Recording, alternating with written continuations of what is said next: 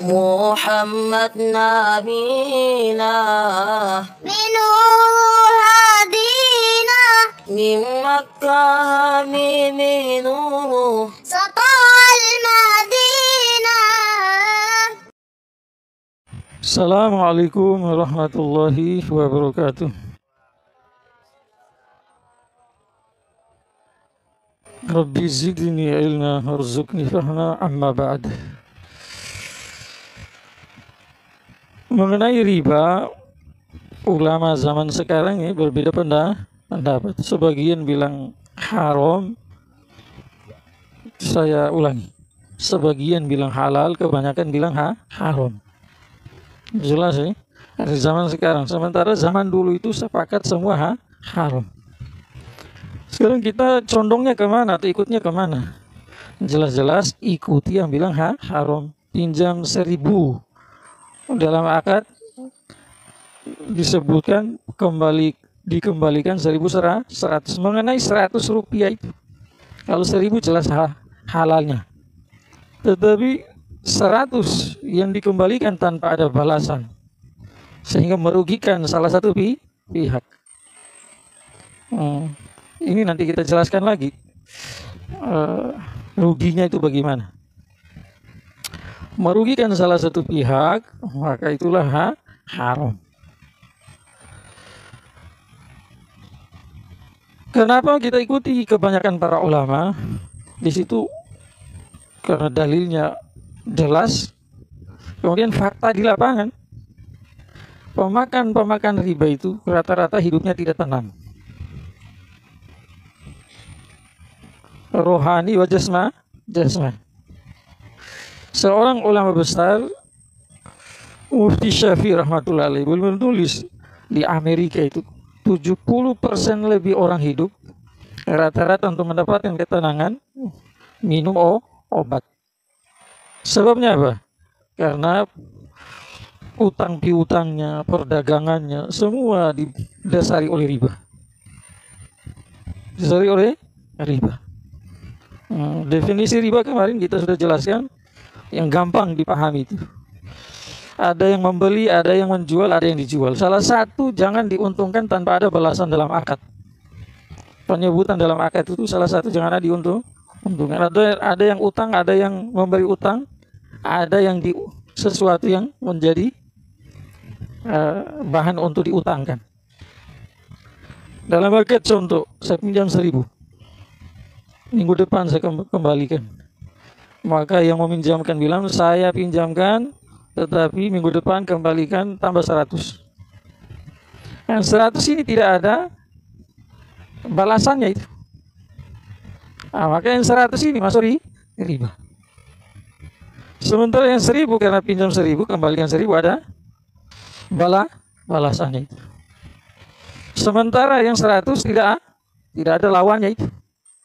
Maka yang 100 ini saat disebutkan dalam akad, maka itulah jatuh riba.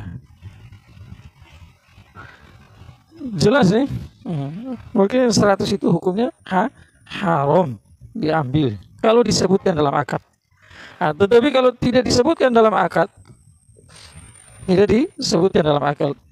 tetapi yang meminjam dengan senang hati, dia pinjam 1.000, dia kembalikan 1.100, dia kembalikan 1.500, maka tak ada masalah. Yang 500 itu atau yang 100 tadi dimakan oleh yang memberi pinjaman. Alias yang memberi pinjaman tidak haram memakan itu uang, tidak makruh memakan itu uang. Yang meminjam dapat pahala sunnah, karena anjurannya begitu. Dengan catatan yang memberi pinjaman dalam hatinya tidak ada harapan, tidak berharap kalau yang meminjam mengembalikan lebih dari itu.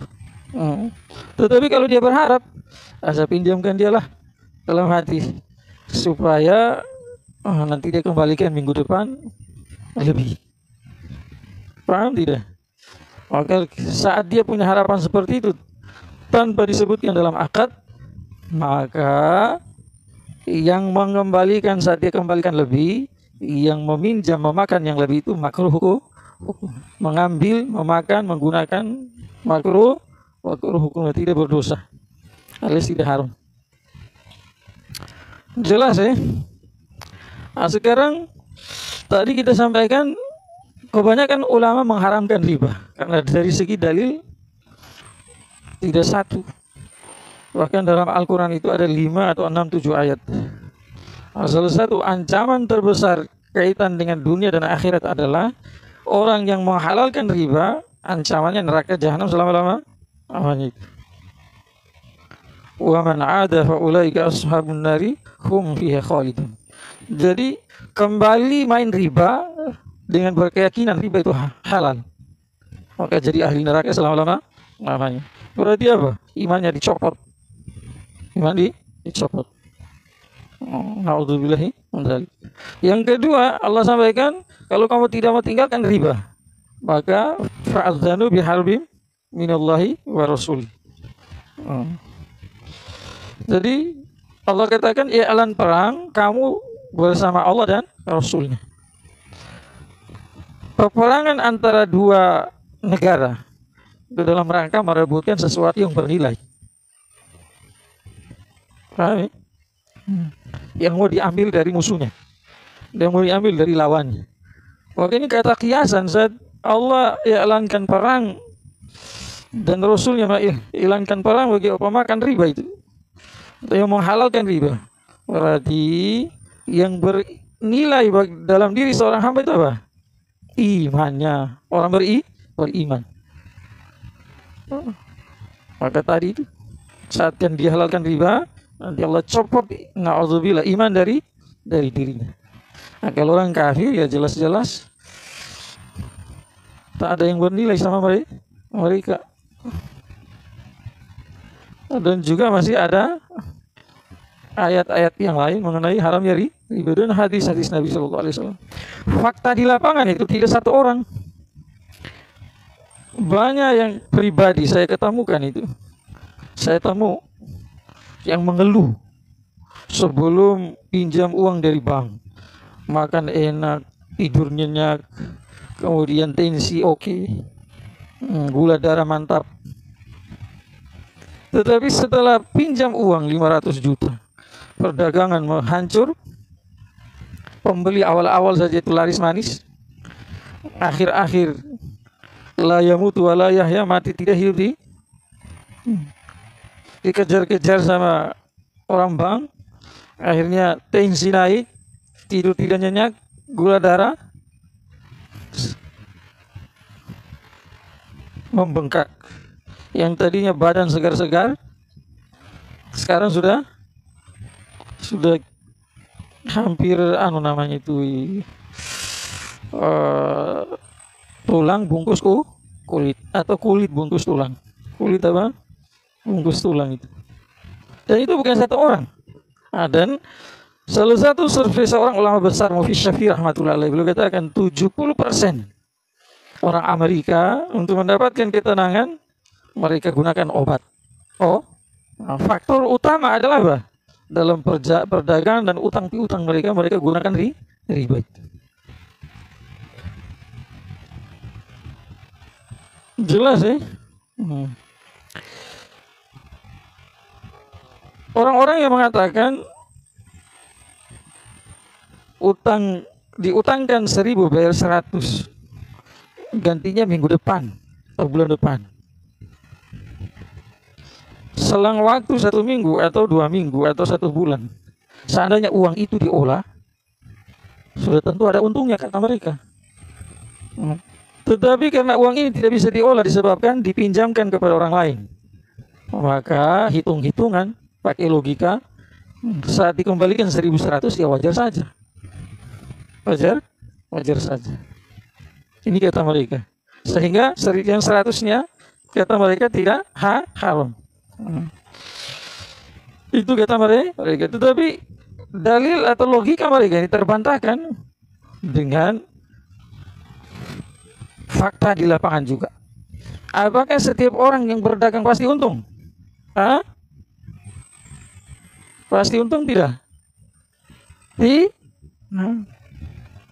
Kamu punya orang tua, kamu punya keluarga, yang dari mereka sebagian atau kebanyakan pedagang.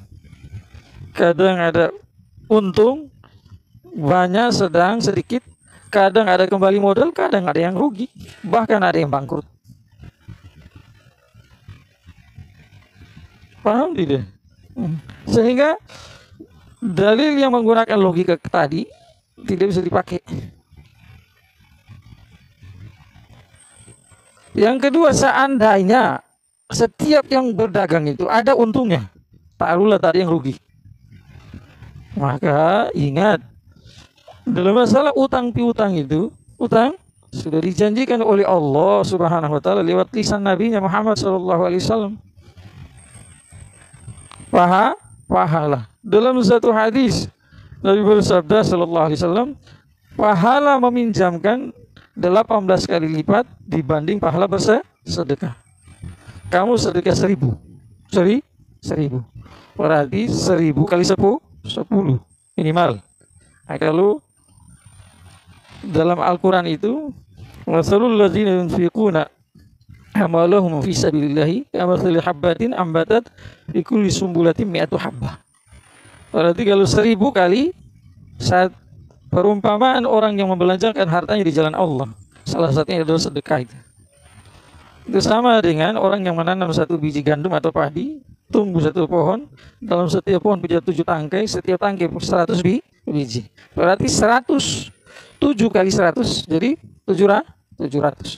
Kalau 1000, berarti 1000 kali 700. Kemudian Allah tambahkan lanjutan ayat, wallahu yudhaifu liman yasha. Wallahu wasi'un alim. Allah tambahkan, terhitung bagi siapa yang dikehendaki. Allah maha luas, tidak, dan maha mengetahui. Khazanahnya luas. Semenjak Bakasi memberi sampai hari yang tak dan sampai hari kiamat, dan di surga neraka nanti tidak sekurang sedikit pun. Paham tidak? Nah, itu pahala sedekah. Sementara pahala kamu memberikan pinjaman itu 18 kali lipat. Berarti tadi kalau sedekah 700 kali lipat minimal. Minimal. Berarti kalau memberi pinjaman 700 kali 18. Jelas ya? Dalam riwayat yang lain bahwa pahala memberi pinjaman itu sama dengan kamu bersedekah setiap hari senilai yang kamu berikan pinjaman. Contohnya kamu kasih pinjam orang 1 juta. Dengan perjanjian tahun depan baru 1 juta itu dikembalikan. Maka selagi yang meminjam belum mengembalikan uang kamu 1 juta, berarti kamu akan dapatkan pahala dari Allah setiap hari seperti mana orang bersedekah 1 juta sampai tahun depan itu. Sampai? Jadi yang mau saya sampaikan, ganjaran dari Allah sudah ada, ya itu pasti. Yang penting niatnya ikhlas, caranya betul. Niatnya ikhlas, caranya betul. Sementara uang itu kalau diolah tanpa dikasih pinjam, keuntungan itu masih abu-abu. Bisa dapat banyak, sedang, sedikit, bisa sama-sama saja tak dapat apa-apa atau bangkrut. Jelas sih. Maka tak ada alasan memberi pinjaman 1000 dalam akad disebut tambah 100. Nah, tinggal solusinya yang meminjam itu tahu-tahu dirilah. Yang memberi pinjaman jaga hati lillahi ta'ala. Yang meminjam, maka kalau ada kesanggupan, maka saat mengembalikan, kembalikan yang lebih, amalkan sunnah. Jelas ya? Pertanyaan, zaman dulu belum ada bank, sekarang sudah ada, maka harus beda dong. Jawabannya, zaman dulu itu belum ada bank, tetapi proses mirip-mirip bank itu sudah, utang piutang itu sudah ada.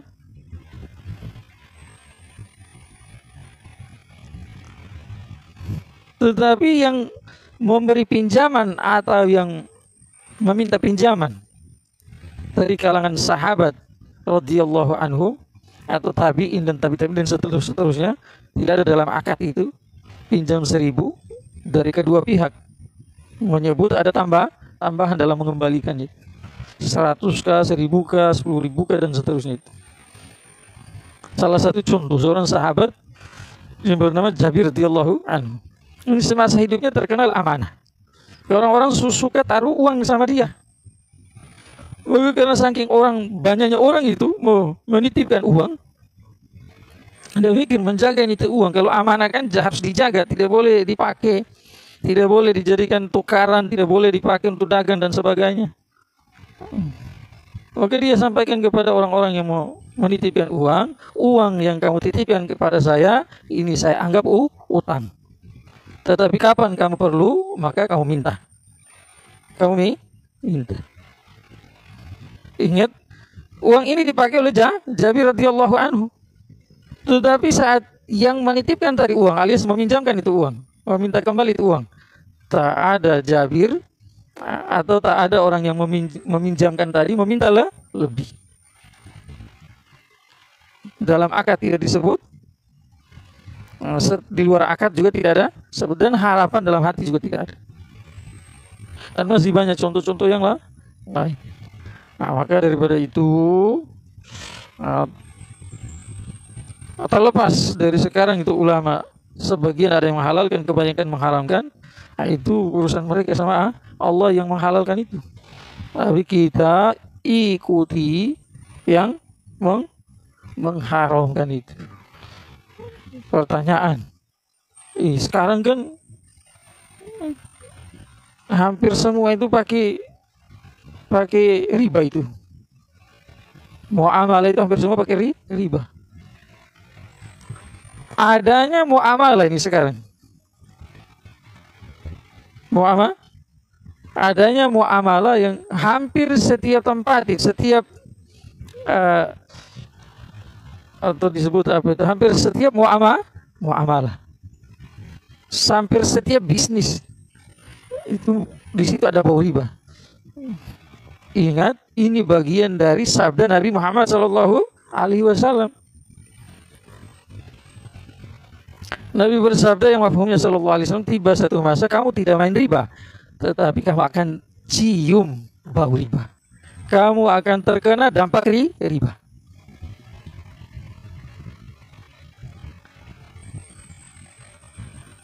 Ulama yang mengharamkan riba berarti dia tidak terjun langsung, tetapi naik pesawat itu rata-rata tidak beli cash, mereka itu utang. Jelas tidak? Kapal juga begitu, dalam pengembaliannya itu ada lebih akad lisan maupun tertulis. Oleh itu pembelian dengan riba. Tetapi ini karena darurat itu,